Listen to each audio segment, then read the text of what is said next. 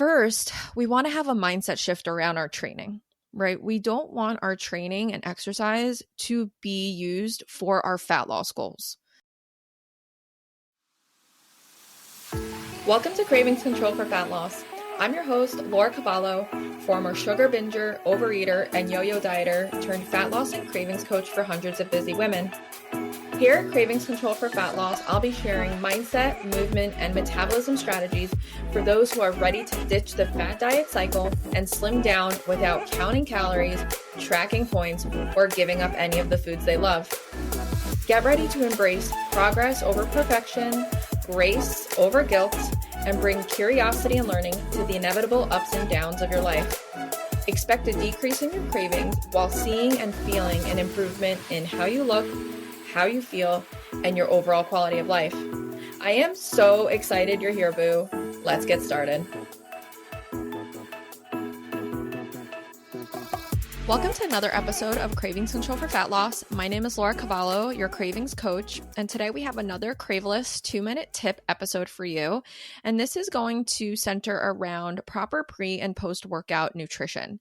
And I see this so much, and I made this mistake when I was training and struggling with cravings.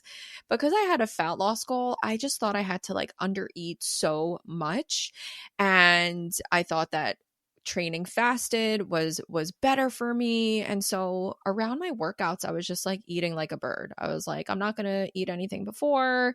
I'm going to do this intense training session. I would gas out within 30, 45 minutes, and then I could not go on. And if I did, my reps and sets and strength suffered.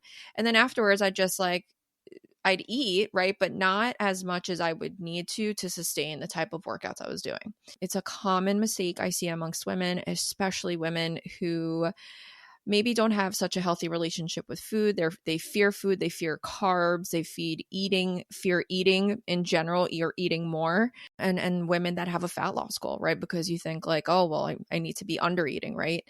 And, a lot of women are also using exercise as a way to earn and burn calories. Oh, I had that chocolate cake, I have to burn the 150 calories. Or, it's Thanksgiving Day, I have to go to the gym and make sure that I eat or I train real hard so I can burn everything, and I have to earn that food.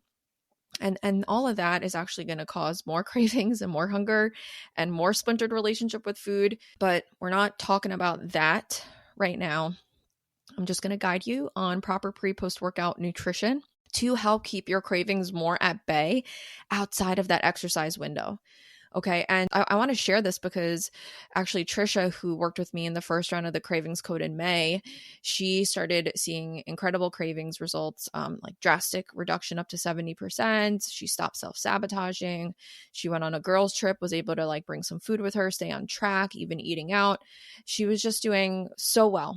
And then she started introducing strength training into her workouts, and she started experiencing these more intense cravings later on in the day. And she started grazing a lot and snacking. And then at night she was so hungry and she's like, what do I do? What's going on? And so I asked her, what are you eating pre-post workout? And she goes, well, I'm not really having anything before. And then after, I'm just having a shake. I'm like, okay, we got to talk about this. So it's not just happening to you, but it is a very important conversation. So first, we want to have a mindset shift around our training, right? We don't want our training and exercise to be used for our fat loss goals.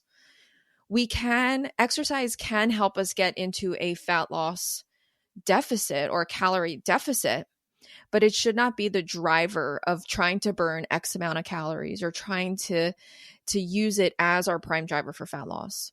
We want to use training as a way to support, build, nourish, tone, and help our body create the peaks and valleys that we want it to.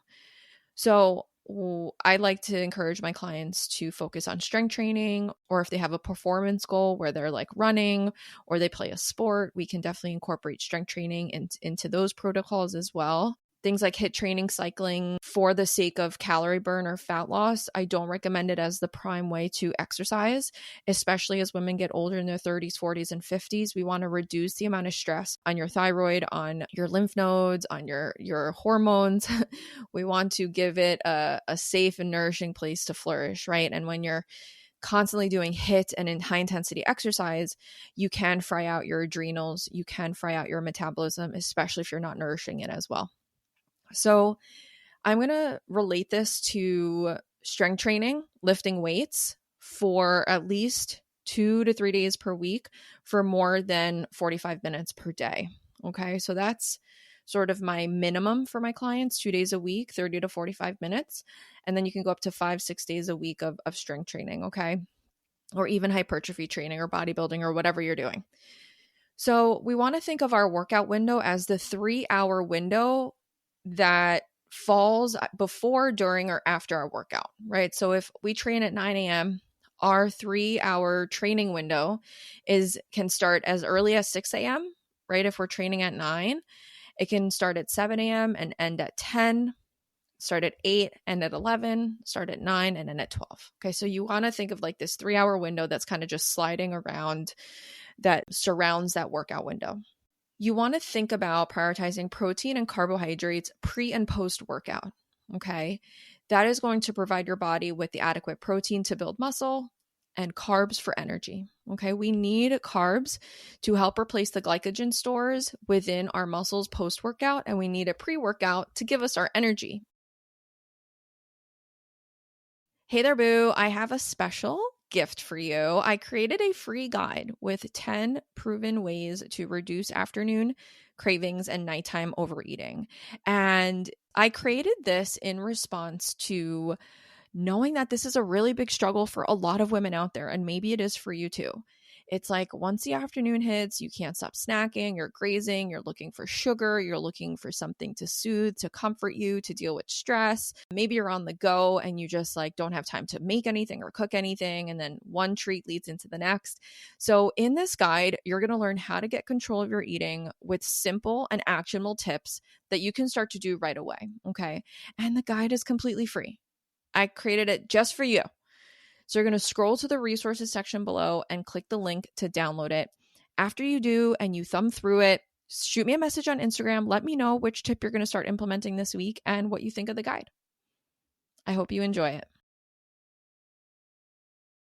So first, let me give you some examples, okay, and the ratios. So you want to have a bit more carbs than protein, okay, because you have the day to take your protein in, but that pre-post workout window is going to be super important for carbohydrates, for replacing those glycogen stores. You want to think about, again, having more carbs than protein, but still having some protein in there. Okay. So example pre-post workout meal could be an egg white omelet with some oatmeal on the side. Could be a slice of toast with the protein shake. It could be rice and chicken. It could be a banana with some hard-boiled eggs. It could be a yogurt cup and a handful of crackers. Okay? You need energy to exercise. You need food to build muscle, to give you the energy to get through your workout. Okay? If you're someone that works out fasted, or maybe you have worked out fasted in the past, you are likely not going to be able to reach your max strength or reach your or train for very long if you're not eating enough. Okay. So say I train at 9 in the morning and I wake up at 7. If I wake up at 7 and I want to have a bigger meal, it's going to give me that hour and a half, 2 hours to properly digest my food if I eat something bigger. I would say if you're within an hour and a half of your training, I wouldn't have a really big meal because it's going to cause some indigestion, maybe some burping, some gas. So if you're within that hour and a half of your workout, just have something like a banana with some peanut butter and a slice of toast. You could even do, again, like a half a protein shake or an orange or something. Just get something in you. Just get something in you pre-workout, okay? It's going to fuel your workout. You're going to have so much more energy. You're going to have such a better workout. I promise you. And so if you're eating a little bit less pre, then post-workout, you have to make this meal substantial. Take advantage of this post-workout window. Your body is going to gobble it up. It's going to use it as energy. It's going to use it to build muscle. This is the time to eat your carbs. This is the time to have your larger meal. Do not eat like a fucking bird. This is why you are ravenous towards the end of the day, towards the later part of the day, and you're going to hold yourself back from making those strength gains, those muscle building gains, the toning that you want, okay? So do not eat like a bird around your workouts. The same goes for if you're an endurance runner, okay? If you're a marathon runner or endurance runner, you like cycling or running, you still need energy. You still need energy. You might need a little bit less protein pre-workout, but you still need energy, right? You still need carbs, some oatmeal, some toast, crackers, rice cakes. Okay. Now, if your workouts are like not that intense, you are just doing like 20 minutes, light weights, you're not really challenging yourself that much, you aren't going to need as much protein and carbs. In this case, I would encourage you to challenge yourself with heavier weights, a longer workout.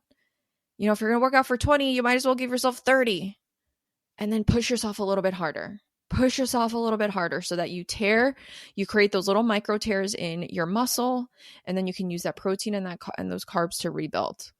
Okay. So let me know if this episode was helpful or if you have any questions on it. Okay. If you're someone that struggles with afternoon cravings and you've exercised earlier in the day, or you struggle with nighttime cravings, you exercise in the afternoon, I want to hear from you. Let's work through this together. Send me a message on Instagram right below. Just click and send me a DM. I'd love to know if this episode was helpful.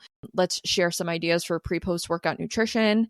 And if you have any other questions, please let me know. I want to help you out. Let me know if that was helpful, and I will talk to you soon.